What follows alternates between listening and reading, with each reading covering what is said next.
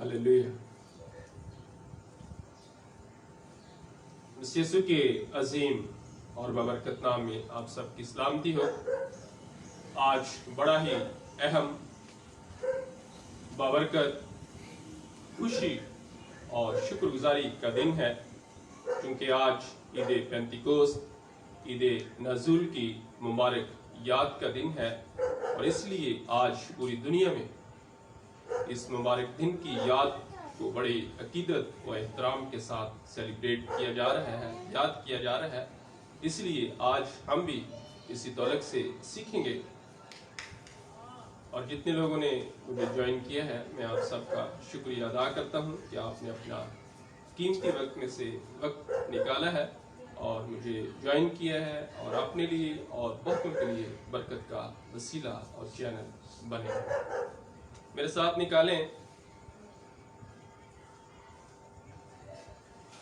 ईमाल की किताब, उसका दूसरा बाब, उसकी पहली 4 आयत और उसके बाद 38वीं आयत हम देखेंगे।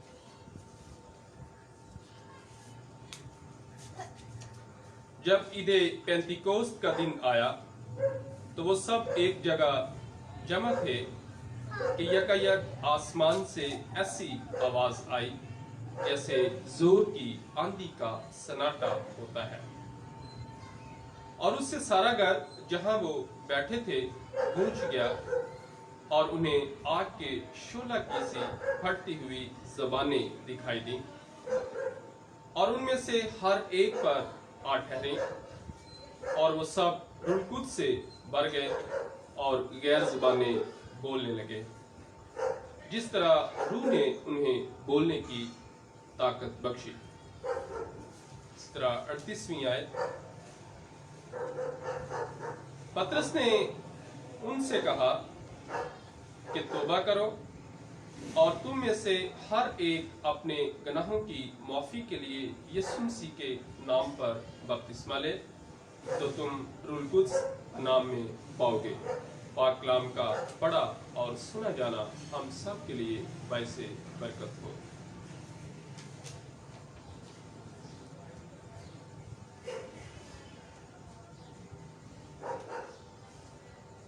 ईद पेंतिकोस्त का दिन ईस्टर यानी मसीह के मुर्दों में से जी उठने के 50वें दिन बाद आता है। यीशु मसीह के सौदे आसमानी के 10 दिन बाद रूह कुद्स ईद पेंतिकोस्त के मौका पर नाज़िल हुआ, जब 120 की जमायत बालाखाना पर यकदिल होकर दुआ कर रही थी। ईद पेंतिकोस्त के लिए कैथोलिक तर्जुमा में ईद खमसीन का लफ्ज इस्तेमाल हुआ है। ईद पेंतिकोस्त को ईद नज़ुल भी कहा जाता है। ईद पेंतिकोस्त को हम डिफाइन करेंगे, अलग अलग देखेंगे कि ईद यहूदी मजहब में तमाम ईदें बड़ी अकीदत और एहतराम के साथ मनाई जाती थीं, और उन तमाम ईदों और मुकद्दस त्योहारों को बड़ा अहम मुकाम हासिल था। ईद का मतलब ऐसी मजहबी इबादत, मुकद्दस इज्तिमा और पाक मजमा है जिसके साथ खुशी शामिल है या जिसके साथ खुशी मनाई जाती है। अबरानी तर्जुमा के मुताबिक ईद का मतलब गवाही देना भी है। ईद का मतलब इस बात का ऐलान करना है। ईद का मतलब इस बात का इजहार करना है, इकरार करना है कि यहोवा खुदावंद बादशाहों का बादशाह है, खुदावंद यहोवा खुदा है, जिसकी हम प्रस्तिश करते हैं, जिसकी हम इबादत करते हैं। पेंतिकोस्त का मतलब उस यूनानी लफ्ज से मुश्तिक है جو 50वें दिन को ज़ाहिर करता है। ये हफ्तों की ईद भी कहलाती थी। खरूज 23वां बाब उसकी 16वीं आयत के मुताबिक इसे फसल काटने की ईद भी कहा जाता था। आज ईद पेंतिकोस्त के रोज उस वादा की तकमील हुई है जो मसीह खुदावन ने हमारे साथ प्रॉमिस किया, वादा किया कि मैं बाप के पास जाता हूं और तुम्हारे लिए दूसरा मददगार भेजूंगा जो अब तक तुम्हारे साथ रहेगा, जो तुम्हारे अंदर होगा, यानी रूह हक जिसे तुम जानते हो, जिसे तुम जानते सो से मराद तुम जिसे नई पैदाइश का तजर्बा है, तुम जो खुदा के चुने हुए लोग हो, तुम जो खुदा के बरगजीदा लोग हो, तुम जो ईमानदार लोग हो, क्योंकि रूह कुद्स ईमानदारों को कुव्वत देकर जमीन की इंतहा तक उन्हें यीशु के गवाह बनाता है। रूह कुद्स ईमानदारों को कुव्वत का लिबास अता करता है। रूह कुद्स खुदा के मुंतखब, खुदा के चुने हुए, खुदा के बरगजीदा लोगों को लफ्जों के खादम नहीं बल्कि रूह की हदायत से बोलने वाले खादम बनाता है, क्योंकि लफ्ज मार डालते हैं लेकिन रूह जिंदा करता है। रूह कुद्स ईमानदारों को तय की बातें बताता है। रूह कुद्स हमें मनादी करना सिखाता है, हमें दुआ करना सिखाता है, हमें प्रस्तुश करना सिखाता है, क्योंकि जिस तौर से दुआ करनी चाहिए, प्रस्तुश करनी चाहिए, मनादी करनी चाहिए हम नहीं जानते, लेकिन रूह कुद्स हमारा जो बड़ा बेहतर और जबरदस्त उस्ताद है वो हमें गाइड करता है, हमारी रहनुमाई करता है। रूह कुद्स मुकद्दसों में सुकूनत करता है। रूह कुद्स खुदा की मोहब्बत को दिलों में उंडेलता है। रूह कुद्स कौन है? रूह कुद्स पाक तस्लीस का तीसरा अकनूम है, यानी बाप, बेटा और रूह कुद्स तीनों एक हैं। रूह कुद्स एक कामिल शख्सियत है जो बोलता भी है, जो सुनता भी है, जो पुकारता भी है, जो मना भी करता है, खुश भी होता है और रंजीदा भी होता है।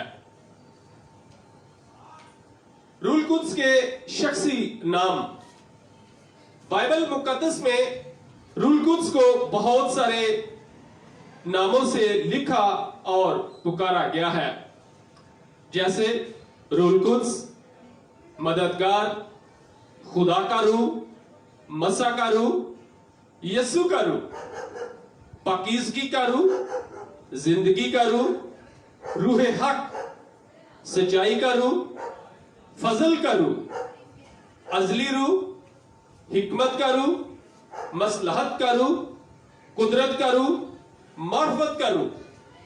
रूह कुद्स के अल्लाही नाम। ईमान 5वां बाब उसकी 3री और 4थी आयत के मुताबिक रूह कुद्स को खुदा कहा गया है। पैदाइश 1 बाब उसकी 26वीं आयत के मुताबिक रूह कुद्स को खालिक कहा गया है।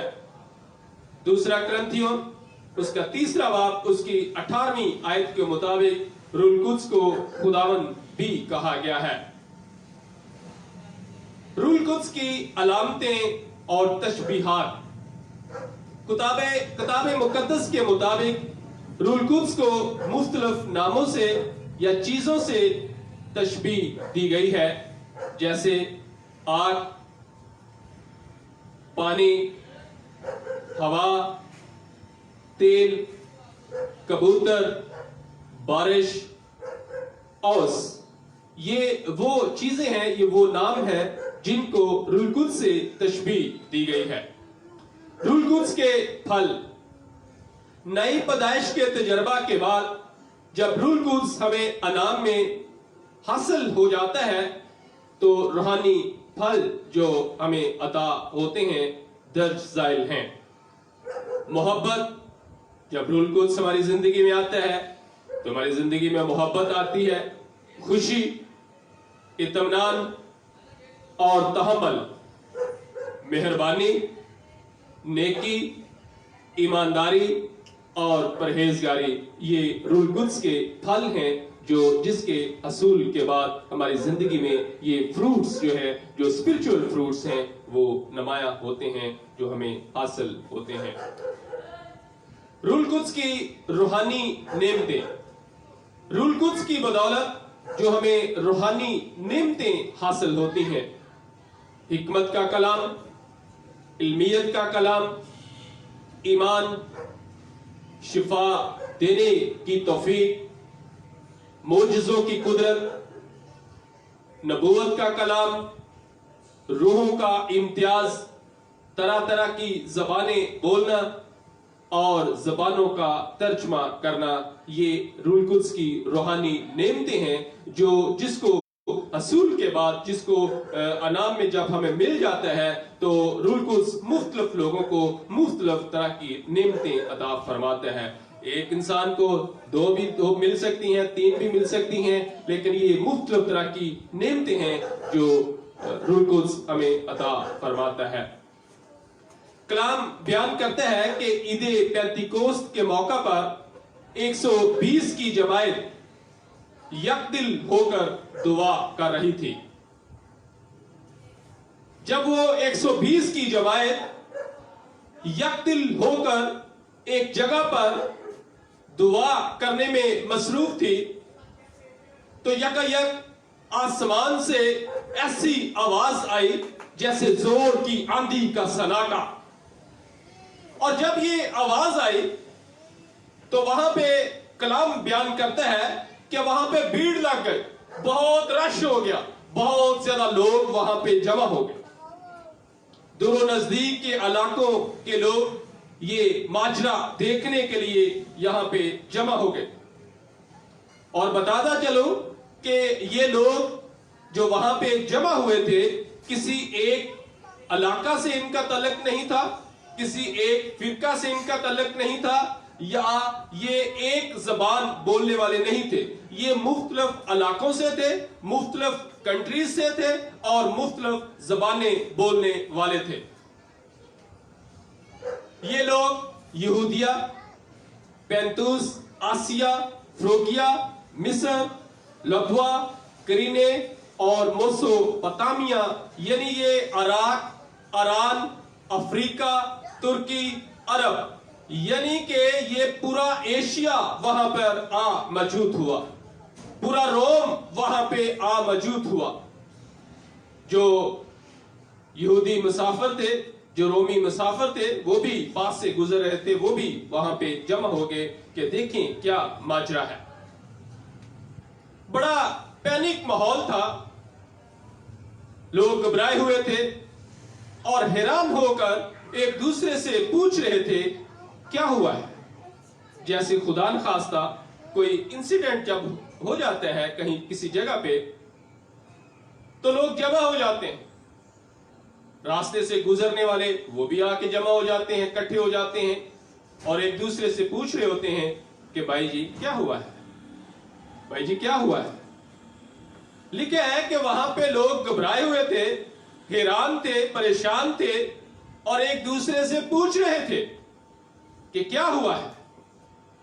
इतने में कुछ लोग उस मजमा में, उस बड़े इज्तिमा में कुछ लोग उठे और तंजो मजाक करना शुरू हो गए, ठट्ठा करना शुरू हो गए और कहना यह शुरू हो गए कि ये तो ताजा मै के नशा में है। लेकिन जैसे ही बुजुर्ग पतरस रसूल ने यह बात सुनी तो रूहानी जोश के साथ उठ खड़े हुए और बुलंद आवाज से ललकार कर कहा कि मैं बताता हूं यहां पे क्या हुआ है। यहूदियों और यरूशलेम के सब रहने वालों, कान खोलकर मेरी बातें सुनो। जैसा तुम समझ रहे हो ये ताजा मै के नशा में नहीं है। पतरस रसूल ने एक बहुत वसी اور لمبا سرمن دیا، بڑا زبردست واز دیا۔ بائبل مقدس یعنی نئے عہد نامہ میں یسوع مسیح کے بعد یہ پہلا لیکچر تھا۔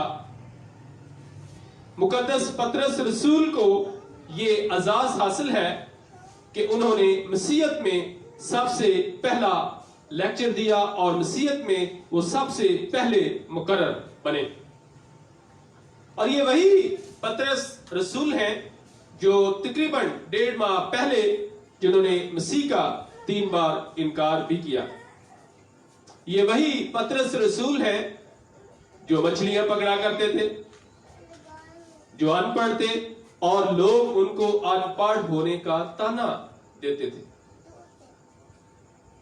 ہوا کچھ یوں جیسے میں نے بتایا ہے کہ پطرس رسول ان پڑھ تھے، پڑھے لکھے نہیں تھے، اس لیے ان کو اس دور میں جو انٹرنیشنل لینگویج یونانی زبان تھی وہ نہیں آتی تھی، اس لیے انہوں نے اپنی مادری زبان آرامی میں واز کرنا شروع کر دیا۔ یہ آرامی زبان ایسے ہی ہے جیسے آج کل ہماری پنجابی زبان ہے۔ مثال کے طور پر جیسے میں اردو میں بات کر رہا ہوں تو مجھے یقین ہے کہ سب کو میری سمجھ آ رہی ہے۔ اگر میں پنجابی میں بات کروں گا تب بھی سب کو سمجھ آئے گی، لیکن اگر میں انگلش میں بات کروں گا تو شاید سارے لوگ سمجھ نہ پا سکیں۔ لیکن خدا کی قدرت ہے، یہ خدا کا الہی انتظام ہے کہ مقدس پطرس رسول جو کہ پڑھے لکھے نہیں تھے، پنجابی میں آرامی میں بات کر رہے تھے، لیکن جب وہ آرامی میں پنجابی میں بات کر رہے تھے تو سب کو ایسا لگ رہا تھا کہ یہ تو میری ہی بولی بول رہے ہیں۔ جیسے مثال کے طور پر جو انگریزی بولنے والے تھے وہ یہ سمجھ رہے تھے کہ پطرس رسول تو انگلش میں بات کر رہا ہے، جو بھارتی تھے وہ سمجھ رہے تھے کہ یہ ہماری زبان بول رہا ہے، جو عربی تھے وہ سمجھ رہے تھے ہماری زبان بول رہا ہے، جو مصری تھے وہ سمجھ رہے تھے کہ یہ ہماری زبان بول رہا ہے۔ مطلب کہ ہر کسی کو ایسا ہی لگ رہا تھا کہ یہ ہماری ہی زبان بول رہا ہے، اور سب کو اس واز کی بآسانی اور اچھے سے سمجھ آ رہی تھی۔ یہ خدا کا الہی انتظام تھا۔ اور جیسے ہی پطرس رسول نے اپنا واز اختتامیہ تک پہنچا تو ان لوگوں نے کہا پطرس رسول سے اور باقی رسولوں سے کہ ہمیں بتائیں ہم کیا کریں، آپ جو کہیں گے ہم کرنے کے لیے تیار ہیں۔ پطرس رسول نے اپنی اپیل دی واز کے اختتامیہ پر، جیسے 38ویں آیت میں نے پڑھا ہے کہ توبہ کرو، اپنے گناہوں کا اقرار کرو اور بپتسمہ لو۔ اور ایسے زبردست واز کی بدولت لگ بھگ 3000 کے قریب لوگوں نے یسوع کو قبول کیا اور بپتسمہ لیا اور کلیسیا میں شامل ہوئے اور کلیسیا کی ساری رسومات میں شامل ہوئے۔ میرے عزیزو، روح القدس لیا نہیں جاتا ہے، روح القدس خریدا نہیں جاتا ہے، بلکہ یہ انعام میں ملتا ہے۔ اور کچھ لوگ تو پیسے لے کر رسولوں کے پاس بھی آئے تھے ایک دفعہ کہ یہ پیسے لے لے اور یہ جو معجزات، یہ جو قدرت کے کام آپ کرتے ہو ہم بھی کریں۔ تو انہوں نے کہا کہ تمہارے پیسے تمہارے ساتھ غارت ہو، یہ خریدا نہیں جاتا ہے۔ جیسے میں نے پہلے بتایا، یہ انعام میں ملتا ہے، گفٹ ملتا ہے، مفت ملتا ہے۔ اور انعام کب ملتا ہے؟ جب کچھ کرے۔ روح القدس کے حصول کے لیے، انعام میں حاصل کرنے کے لیے کچھ کرنے کی ضرورت ہوتی ہے۔ اور کرنا کیا ہے؟ بہت سمپل ہے، اپنے گناہوں کا اقرار، توبہ اور پانی کا بپتسمہ۔ میرے عزیزو، ہمیں روح القدس کی عزت کرنی چاہیے، کیونکہ ہماری مسیحی زندگی اور مسیحی جو خدمت کا دار و مدار ہے وہ روح القدس پر ہے۔ بعض لوگ خیال کرتے ہیں کہ عید پینتیکوست سے پہلے روح القدس کا نزول نہیں ہوا تھا، لیکن یہ خیال غلط ہے۔ میں بتانا چاہتا ہوں کہ روح القدس ازل سے ہے، روح القدس ابتدا سے ہے۔ باپ، بیٹا اور روح القدس تینوں ازل سے ہیں، اور یہ تینوں تخلیق کے وقت سے اکٹھے ہیں۔ وہ ان کا ظہور الگ الگ ہوا، جیسے یسوع مسیح نے انسان کی خاطر انسانی جسم اختیار کیا اور وہ اس دنیا میں آئے تاکہ انسان کے لیے مصلوب ہو۔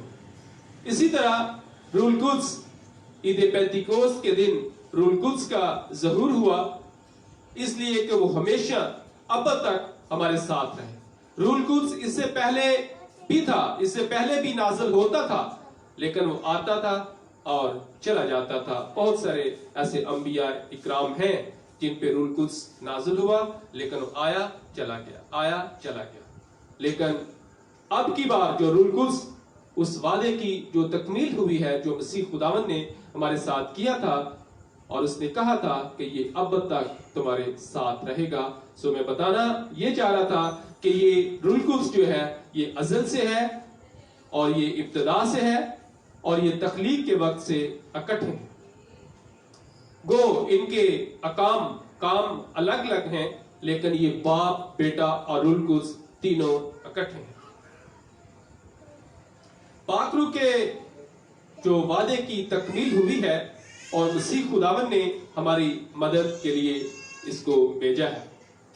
اب یہ نہیں کہ ہم سارے کام خدا پہ چھوڑ دیتے، اکثر ہم ایسے کرتے بھی ہیں، اچھا خدا کی مرضی ہوگی تو یہ کام ہو جائے گا، لیکن در حقیقت ہماری نیت ٹھیک نہیں ہوتی ہے۔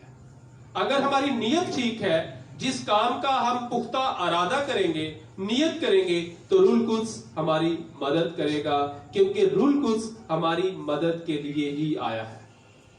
لیکن کام کا ارادہ ہم نے کرنا ہے، نیت ہم نے کرنی ہے، تب روح القدس ہماری مدد کرے گا اور وہ کام پایا تکمیل تک پہنچے گا اور ہو جائے گا۔